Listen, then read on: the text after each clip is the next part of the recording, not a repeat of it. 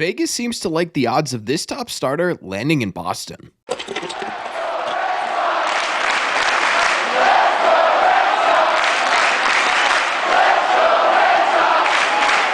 What is going on, everybody? Welcome back to Red Seat Radio. My name is Corbin. In today's video, we're breaking down the Red Sox connection to Corbin Burnes. We're talking about why they've been connected, how they've been connected, and why there may be some smoke to this conversation. But before we get into that, just a heads up, we are still raising money for Movember. You guys have been absolutely fantastic. We are almost basically at our goal of $1,500, which is incredibly impressive. It's a foundation dedicated to raising awareness and services for men's mental and physical health everywhere. If you want to help us hit our $1,500 goal, the links to the donation site are either in the description or the comment section down below. Thank you all very much for taking a second and considering it, and thank you for clicking on this one. Let's get into it. Okay, so to be honest with you, there hasn't been too many public connections between the Red Sox and Corbin Burnes. In fact, there hasn't been a ton of connections between the Red Sox and any top starters specifically. What we've gotten have been conversations from people like Jen McCaffrey, Alex Spear, Jim Bowden, Robert Murray about how the Red Sox are targeting top pitchers on this market. Now, that has been essentially assumed to be guys like Corbin Burnes, Max Fried, and Jack Flaherty. Obviously, this is before Roki Sasaki, who also enters this group as well. And I think for the most part, when Red Sox fans, including myself, read that sort of news or report, our minds instantly went to Max Fried, and for good reason. Max Fried is an incredibly good fit with where the Red Sox are at right now and what the Red Sox are looking for going forward. However, what if we were looking at the wrong target? What if the Red Sox target is actually Corbin Burnes? I'm not one for big conspiracy theories, so I do have some evidence that could back this up, and it all comes back to Las Vegas because DraftKings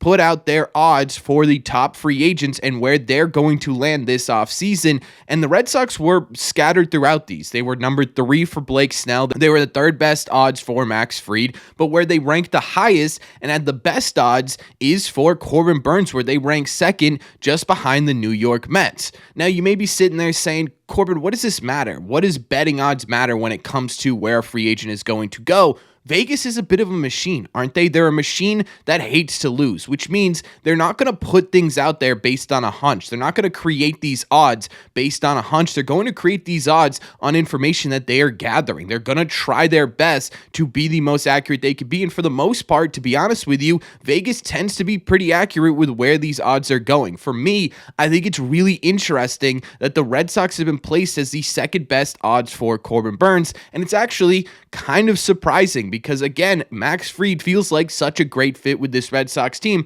but that's not to mean that Corbin Burnes wouldn't be wonderful in a Red Sox uniform. In fact, it's pretty shocking we haven't talked about this fit before because Corbin Burnes does make a lot of sense. He is a bona fide ace. Over his 7 seasons in Major League Baseball, he has a 3.19 ERA with a very similar 3.21 FIP, just a 1.063 WHIP, and a 1.29 ERA plus, 29% above league average production with a Cy Young under his belt. He's also been, especially recently, an absolute workhorse on the mound. Just look at the types of innings he has put up over the last 4 seasons. 167, 202, 193, 194. Those are big boy innings. Not only is he bona fide stud statistically, he's also a guy that you know is going to be able to not only go deep into games, but also deep into seasons and give you a bulk of starts during a year. This could be extremely important to the Red Sox. They have a whole bunch of guys right now with a lot of talent. They don't really have a guy that they can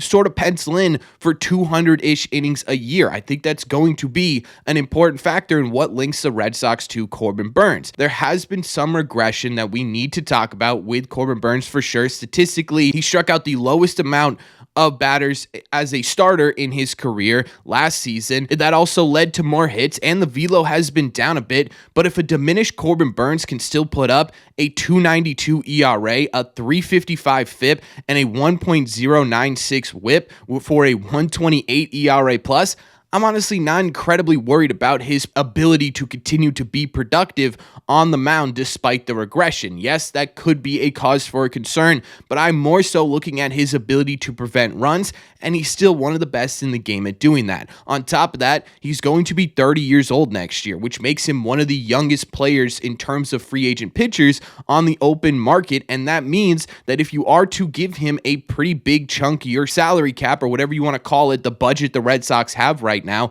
you're still going to be getting a pretty decent amount of years where Corbin Burnes can be as productive as he's been. I really, really like the fit with Corbin Burnes. I think he makes a lot of sense for this Red Sox team. One, because he's just simply the best pitching talent available on the open market. Two, because he does give you those innings that the Red Sox could really use. And three, because he's been able to adapt. Sure, the velocity has been down a bit, but maybe that's something the Red Sox are confident they can get back up. But even if it isn't, Corbin Burnes has still been able to be a really, really productive pitcher despite the lack of velo and the lack of strikeouts, which again is still fairly high. It's not like he's below average when it comes to strikeouts. It's still a solid strikeout rate. It's just not what we've been used to seeing from Corbin Burnes. So I really like the fit here, but Vegas isn't the only one connecting the Red Sox to Corbin Burnes. I think it's important to talk about the other one.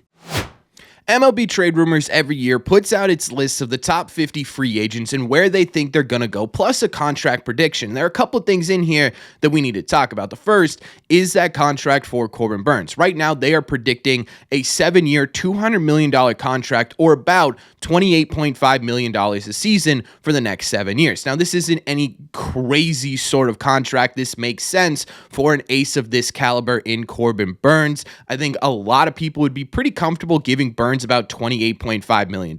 The question is, are the Red Sox comfortable giving him that money? Again, we've heard from multiple sources throughout this offseason that this is exactly what they're looking for. On the free agent market, they're looking for top-line starting pitching, which means they are going to have to get comfortable spending this kind of money on a starting pitcher. 7 years does make me a tiny bit concerned, especially because that would be signing him through his age 37 season. But again, if Corbin Burnes is going to continue to age and be able to adapt to the changes in his body and ability to throw on the mound, I think this could end up working out, especially if you get 3 or 4 really great years from Corbin Burnes. The back end of this contract's already paid for, so I'm not too concerned with the money attached. I am still a bit pessimistic when it comes to whether or not the Red Sox will actually spend this money, but at some point we have to start talking about these big guys if the Red Sox continue to get linked to them, and that's exactly what they continue to be doing, because on top of MLB Trade Rumors putting out the contract prediction, they also predict where they're going to go.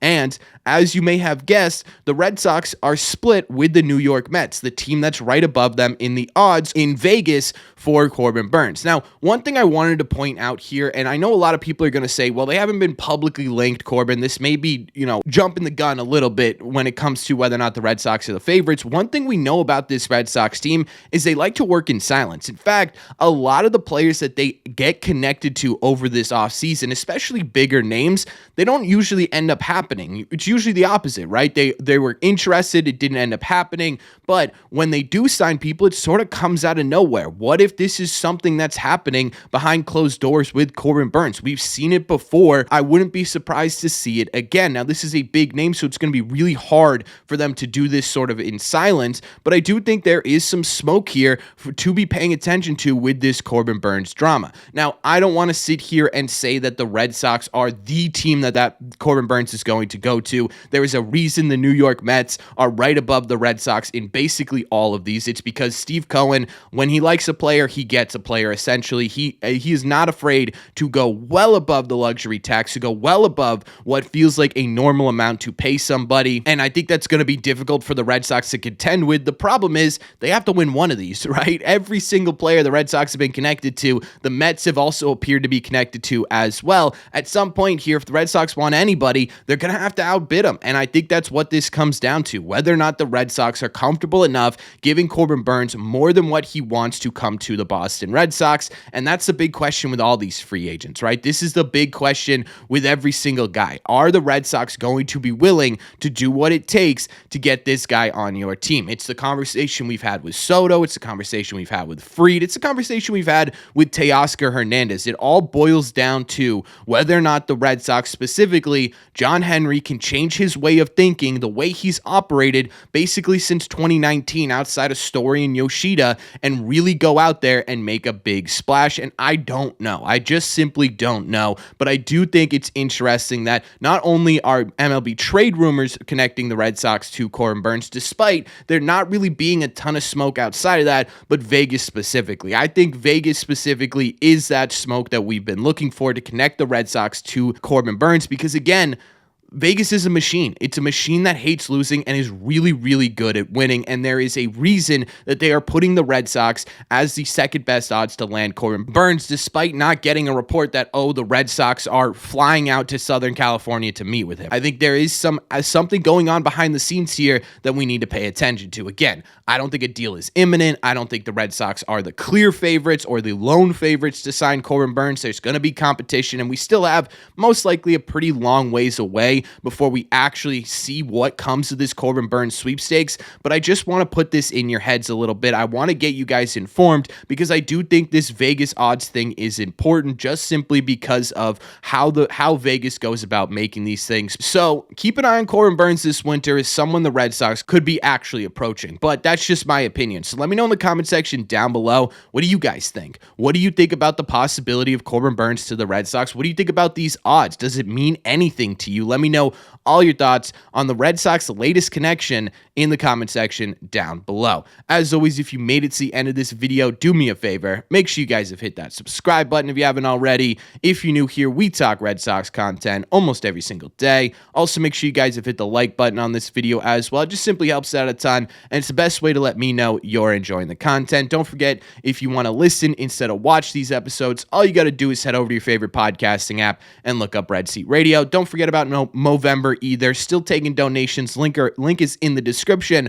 or the comment section down below. Thank you all very much for clicking on this one, and I will see you in the Red Seats.